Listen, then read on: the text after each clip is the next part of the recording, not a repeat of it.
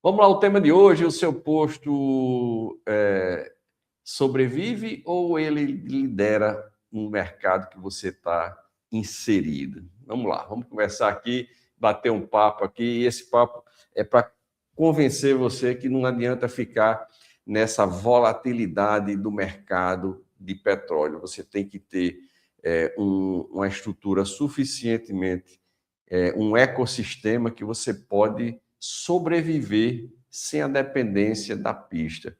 Ah, Nélio, isso é utópico. Não. Isso aí é estratégia. E aí a gente vai conversar sobre esse assunto. Vamos lá. O maior risco não é vender pouco combustível, é operar como se nada tivesse mudado. Então, não adianta nós sermos avestruz, que coloca a cabeça no buraco e não quer saber do que está à sua volta. A gente tem que aproveitar todas as oportunidades que surgem e isso você tem capacidade de fazer. Dá trabalho, é estressante, mas é planejamento e tem viabilidade. Eu vou dar só um número aqui. Se você voltar ao tempo, 30 anos atrás, a Coreia do Sul, a China e o Brasil tinham o mesmo PIB. Nós estamos falando de 30, 40 anos atrás. O mesmo. Diferença zero. Era a mesma coisa. Hoje o PIB do Brasil é 1, o da China só fica abaixo dos Estados Unidos, e para chegar nos Estados Unidos ninguém chega, é muito distante. E a Coreia do Sul tem um resultado mais do dobro do Brasil, mais do dobro. Então, o que é que a Coreia do Sul fez? Ela investiu em educação, ela profissionalizou todo o seu povo lá, botou todo mundo para estudar e para se profissionalizar, e esse investimento, ao longo de 15, 20 anos, tornou a Coreia do Sul numa potência que é hoje. Saiu do nada, destruída, e foi para cima e conseguiu. Nélio, por que o Brasil não consegue isso? Porque não existe um plano de governo, existe um projeto de poder.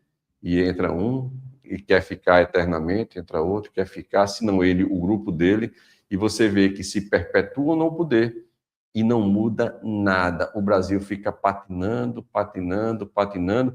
incentivando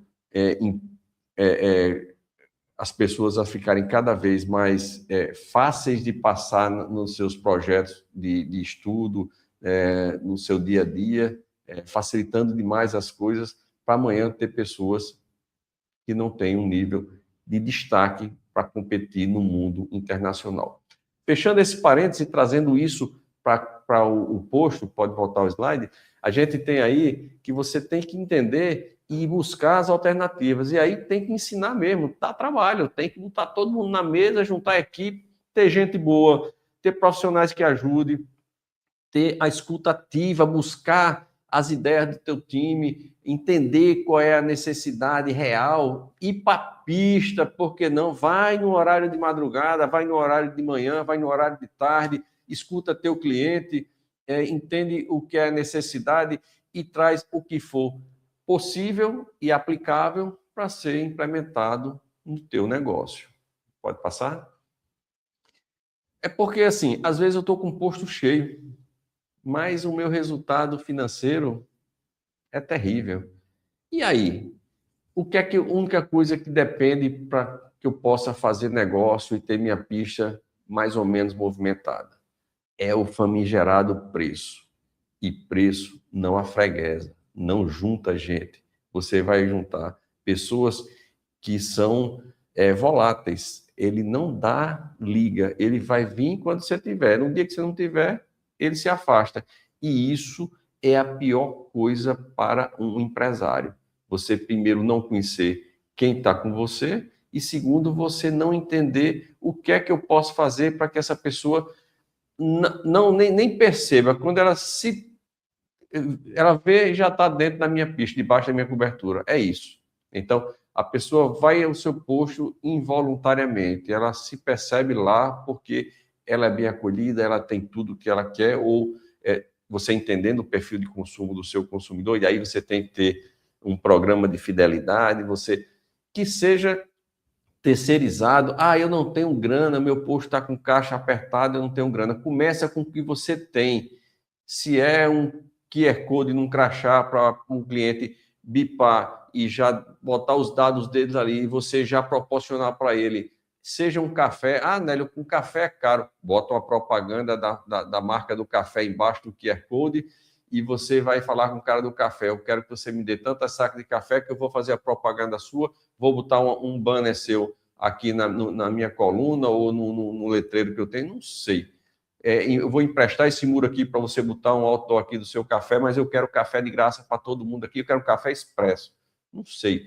Como é que você vai fazer? Mas inventa, pega o dado, entende, cadastra esse cliente no teu sistema, conhece o perfil de compra, pelo menos o quanto ele compra no mês, se ele deixou de comprar é o mais importante, e aí alguém, olá, seu José, tudo bem? Eu vi que o senhor não comprou o mês passado, houve algum inconveniente aqui no nosso posto, eu queria entender um pouco melhor onde é que nós não estamos lhe atendendo bem para que o senhor...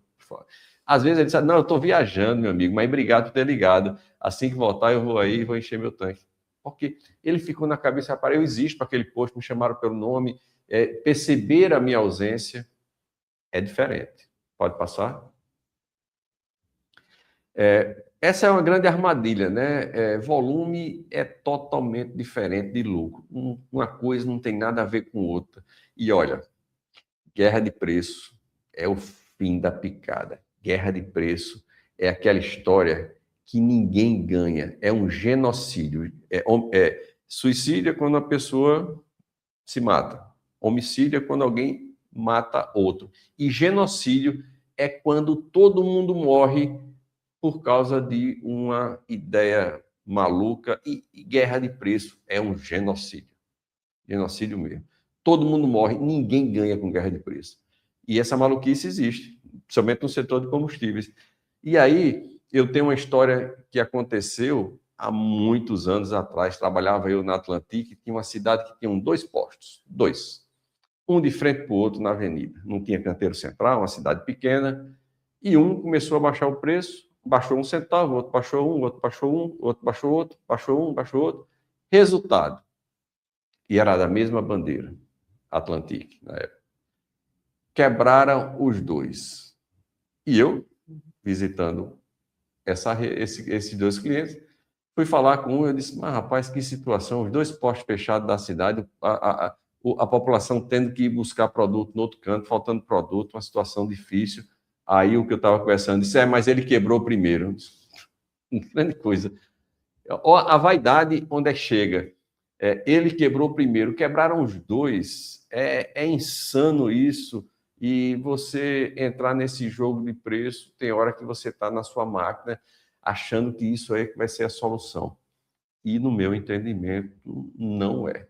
Vamos ver daqui para frente outro slide para a gente tentar entender melhor. Hoje, cada vez mais tem pressão de custos, negociação com energia elétrica subindo, imposto do governo subindo, subiu o imposto no mês de janeiro, subiu muito o ICMS, pancada, mas você talvez não tenha repassado o preço, teve que absorver na sua margem.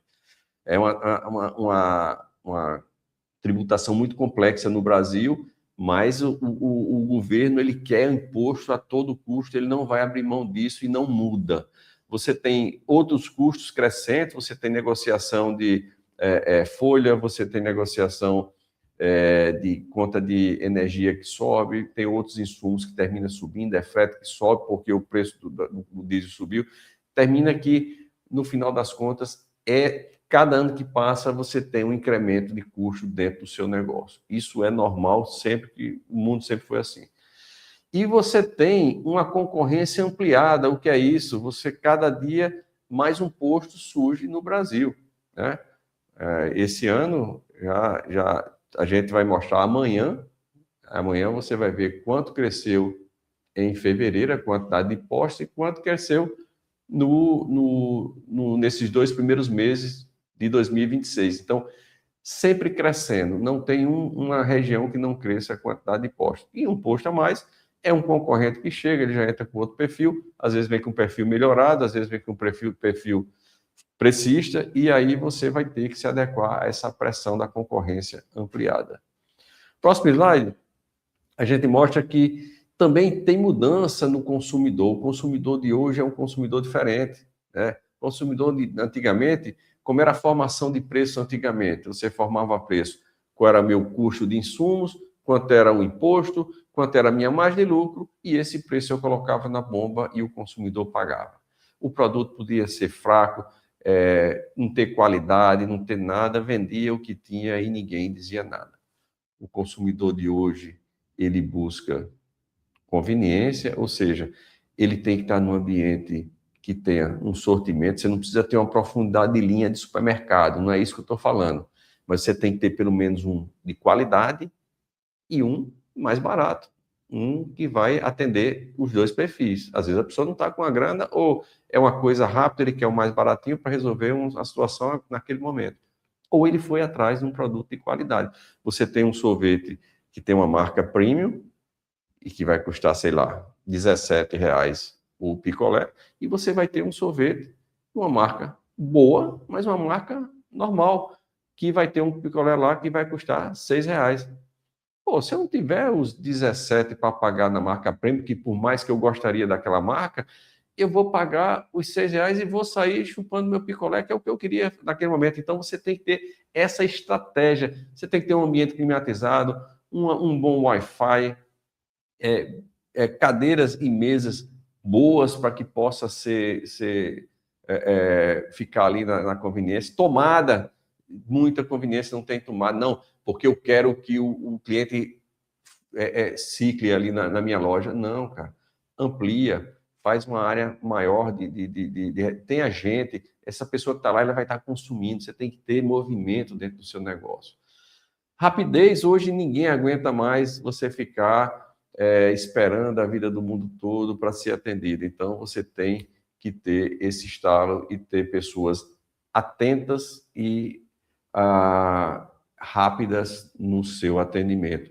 E a rapidez não é na rapidez efetiva de você atender o cliente, não. É o tempo que ele precisa ser percebido. Então, se você tem uma fila de 2, 3 carros, o último carro da fila, o atendente ele tem que olhar para o cliente e dizer: ó, daqui a pouco eu chego aí, só um minutinho. O senhor quer uma água, um café? Tem água aqui, ó. O senhor pode pegar aqui.